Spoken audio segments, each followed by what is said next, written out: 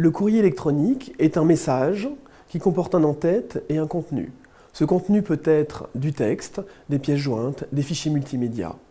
L'ensemble circule sur un réseau informatique depuis la boîte d'expédition de l'émetteur jusqu'à la boîte de réception du ou des destinataires. L'adresse de messagerie. Pour envoyer et recevoir des messages, il est nécessaire de disposer d'une adresse de messagerie associée à un compte.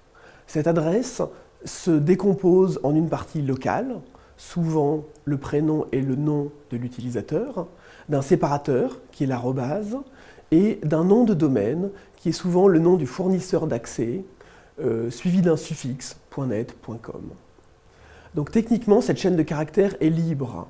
Une adresse mail comme azerty2016@gmail.com est parfaitement valide. Dans l'entreprise, on préfère généralement des termes explicites, calqués sur l'identité des personnes ou la fonction des boîtes mail génériques. Prénom.nom@cr2pa.com ou archive@cr2pa.com. La boîte aux lettres ou Mail User Agent. Les messages sont gérés depuis une boîte aux lettres associée au compte de messagerie. Il peut s'agir d'un client lourd, c'est-à-dire d'un logiciel installé sur le poste de l'utilisateur, ou d'un client léger ou webmail, qui est en fait une interface web permettant d'accéder depuis un navigateur aux fonctions de la boîte de messagerie sur le serveur de messagerie dans le cloud ou sur un cloud interne. Une fois écrit par l'utilisateur depuis son client lourd ou léger, le message est envoyé vers le serveur de messagerie qui va s'occuper de réaliser un certain nombre d'opérations. Il va notamment copier une copie du message dans la partie message envoyé ou sent box de l'émetteur. Il va également, si c'est l'option retenue par l'entreprise, ajouter un disclaimer. Éventuellement, s'il s'agit d'une messagerie gratuite, elle pourra ajouter de la publicité. Et ensuite, ce serveur de messagerie d'envoi, qui correspond en fait à un bureau de poste, va dupliquer le message initial en autant de messages que de destinataires, principaux, secondaires ou destinataires invisibles, et les envoyer à destination des serveurs de messagerie de chaque destinataire. Les protocoles de circulation de l'information. Des protocoles de circulation normalisés, très ouverts, très connus, utilisés par l'ensemble des boîtes et des serveurs de messagerie, assurent les fonctions d'échange. Et c'est l'une des forces du mail que cette utilisation de protocoles standards. Pour l'envoi et la circulation des messages sur le réseau, on utilise le protocole SMTP ou Simple Mail Transfer Protocol. Après, pour les échanges entre le serveur de messagerie d'arrivée et le client mail de l'utilisateur qui va consulter son mail, on utilise deux protocoles, POP ou IMAP, qui permettent des échanges plus ou moins dynamiques et de la synchronisation notamment des messages entre plusieurs appareils. Et la grande force du mail, c'est effectivement que ces protocoles sont indépendants d'un outil, d'une application, d'un éditeur et peuvent être utilisés par l'ensemble des outils qui gèrent les mails. Une bonne analogie peut-être pour ces protocoles serait pour une langue celle de la grammaire et du vocabulaire. Car deux personnes maîtrisant ces éléments peuvent communiquer entre eux indépendamment de tout objet, de toute censure, de tout filtrage de l'information.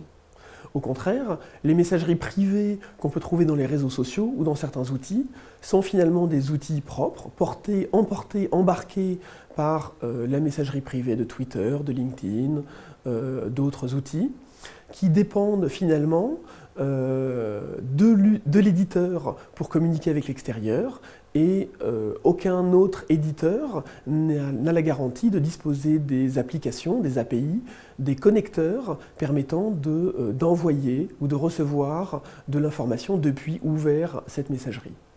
Entre le serveur d'envoi et le serveur de messagerie de réception, bien sûr, il peut y avoir des serveurs d'acheminement, qui peuvent être en fait les serveurs internes d'une entreprise ou les serveurs ordinaires d'envoi d'informations sur Internet dans le cas d'un échange passant par des réseaux externes. Donc ces serveurs répondent aux normes d'échange du web. Ils peuvent être extrêmement éloignés. Quand on accède par exemple à un webmail gratuit, souvent les serveurs sont situés aux États-Unis, ce qui veut dire qu'un message écrit en France, finalement, est envoyé par un serveur situé aux États-Unis, et s'il est à destination d'un correspondant européen, il retraverse l'Atlantique avant de parvenir à son destinataire. La surcharge des serveurs, qui ne sont pas dédiés qu'au transfert forcément des messages, peut se traduire par des délais dans l'acheminement des paquets d'informations et donc par finalement un objet mail qui n'est pas instantané comme on tente à le considérer, mais qui peut être délivré quelques minutes, voire quelques heures après son envoi. Le serveur de messagerie de réception du destinataire se charge en outre d'un certain nombre d'opérations techniques absolument essentielles, notamment il sert de filtre anti-spam, ce qui permet d'éliminer 90% des messages non sollicités qui circulent sur le réseau.